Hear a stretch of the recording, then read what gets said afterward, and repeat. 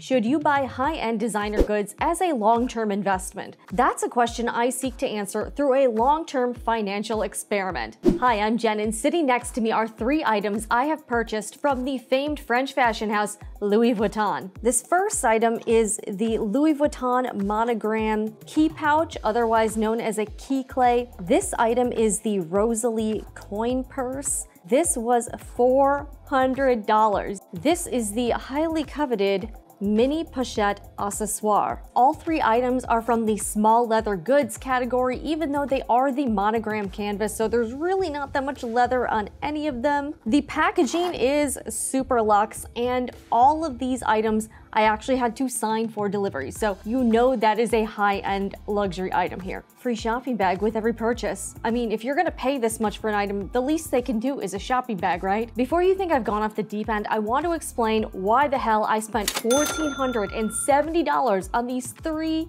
little items from Louis Vuitton, and that is a financial experiment. I've actually been doing a fair amount of research on the history of the price of Louis Vuitton items. Somehow one night, I just ended up watching all of these luxury handbag channels like A Heated Mess, Amber Ashley, and one of my favorites, Hello Catwalk City. Hello Catwalk City has actually done a series of videos all about the recent Louis Vuitton price increases and different economic factors of fashion houses such as Louis Vuitton. Now, Louis Vuitton is owned by a international multi-corporate conglomerate thing. This company actually owns quite a few other well-known designer and high-end brands. Besides just Louis Vuitton, they own Christian Dior, Tiffany & Co, Sephora, so a lot of very big names in there, and this stock is publicly traded. Take the key pouch, for example. In 2020, this item was $270, and currently in 2022, it retails for $325. Quite a big jump for such a small item. The Rosalie coin purse, this item actually has not had a drastic price increase since 2020. The price in 2020 was $385. Currently, it is $400. The mini pochette accessoire, one of the hottest items. I know the micro purses are all the rage. In 2020, this little pouch, which is literally about 6 inches long, in 2020, this item retailed for $350. Want to guess what the price is now? $745. This is over twice the price of what it was selling for in 2020. Now, from what I understand, it was pretty hard to get some of these items. They were never in stock, none of the stores had them, and they were constantly just not available online. So what happened is the reseller market really blew up the prices of these items secondhand.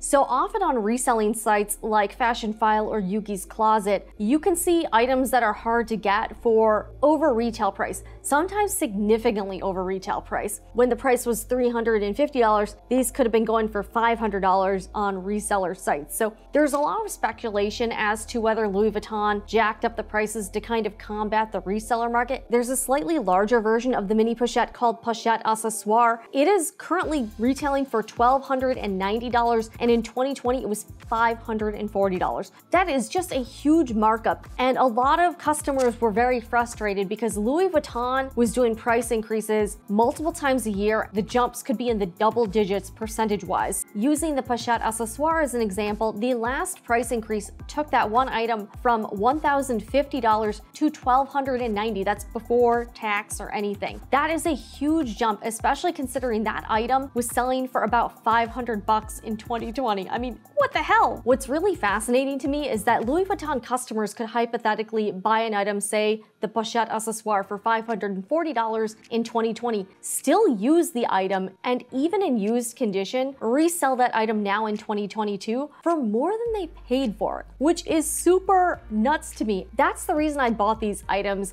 I want to track over a long period of time what happens to the value of them in terms of both the retail price and on the secondary resale market. Is it actually a good investment to buy designer goods like Louis Vuitton? I don't know, but I'm gonna find the answer. So I have these items and I plan to keep them in mint condition. I'm not going to be using them on the daily, anything like that. They will occasionally come out as props for YouTube videos, but I'm going to be keeping them in the box, nice and pristine. I'm gonna put those silica packets in there so they don't get moisture. Keep them in mint condition, keep all the packaging, and then just see what happens. I know you're probably like, that's nuts. I'm the type of person I would buy stuff and just keep it in the packaging. I don't know why. That's something I've done forever. I've done it for quite a few different products where I will just buy the item because I like it and I will literally never take it out of the packaging, which might make me insane. That's what we're going to be doing with these items. So over a long period of time, like this is not going to be a month-long thing or even a year-long thing. If I'm still on YouTube in 20 years, you're going to be seeing updates on the Louis Vuitton items you see here. Before tax, the total of these items was $1,470. And I just want to be transparent. That is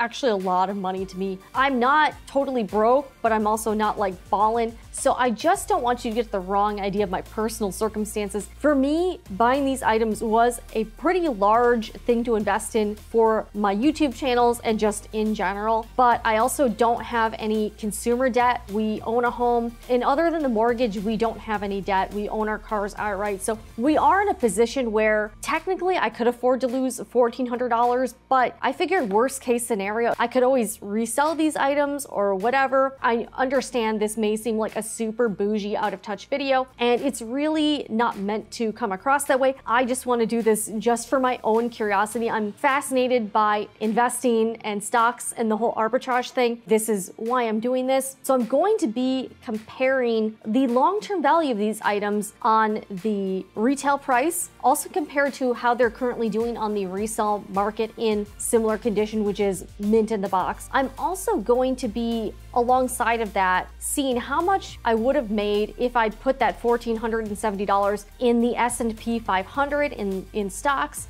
And I will also be comparing it to the LVMH stock directly. So if I had taken the $1,400, I could have bought 11 shares of LVMH stock. I purchased these items around October 25th, 2022. If instead I had purchased LVMH stock on October 25th, the shares were trading at $131.43. In that month, I'm shooting this on November 25th, the stock price has gone to $146.03. The stock price is actually up considerably, and I would have made about $160 by now. I would have been able to afford 11 shares of the LVMH stock, and the S&P 500 is up 5.1% over last month. So I would have made 5.1% on the money had I invested that in the S&P 500 versus these items. The retail price on these items has not yet changed. I heard there was a rumored price increase for the last month or so. That hasn't happened on these particular items. I will be doing periodic updates whenever there's anything notable to talk about. And the other aspect that I want to share with you, because I am a YouTuber, I can use these items for quite a few different YouTube videos. In fact, I have already come up with tons of ideas for doing different comparison videos and also utilizing these items over on the Sewing Report channel to maybe critique the sewing quality or even trying to dupe these items, which I think would be a lot of fun. Trying to come up with ways where I can really maximize the use of these items in other videos. As time goes on, I will also be sharing real numbers on how much money these Louis Vuitton items have made in terms of Google AdSense, which is how YouTube pays you dollars. I mean, I don't know, maybe some of these videos could do really well. Can purchasing these 3 Louis Vuitton items, one, is it a good investment? And 2, can these items actually make me money? Which is a pretty crazy question. So yes, I realize this is a totally bizarre concept for a series of videos, but that's what we're doing here. And if you are just as intrigued as I am,